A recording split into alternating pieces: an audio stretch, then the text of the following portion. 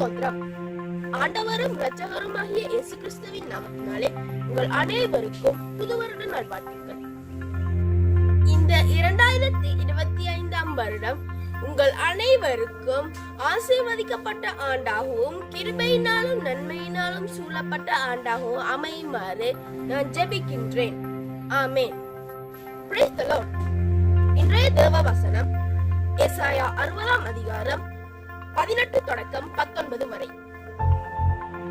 இனி கொடுமை உன் தேசத்திலும் அழிவும் நாசமும் உன் எல்லைகளிலும் கேட்கப்பட மாட்டாது. உன் மதில்களை இரட்சிப்பென்றும் உன் வாசல்களை துதி என்றும் சொல்லுவாய்.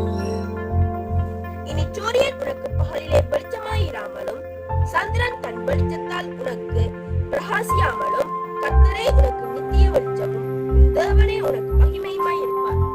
ஆமென். கர்த்தாவே, இந்த வருடம் முழுவதும் எம்மை கண்ணின் மணி போல பாதுகாத்து வந்த கிருபைக்காக நன்றி. இந்த 2025ஆம் வருடம் அனைவருக்கும் ஆசீர்வாதமான உங்களது கிருபையிலும் நன்மையிலும் சூழப்பட்ட ஆண்டாக அமையுமாறு நான் ஜெபிக்கின்றேன். மாப்பு செய்யும் தொட்டியையும் எண்ணெய் இருக்கும்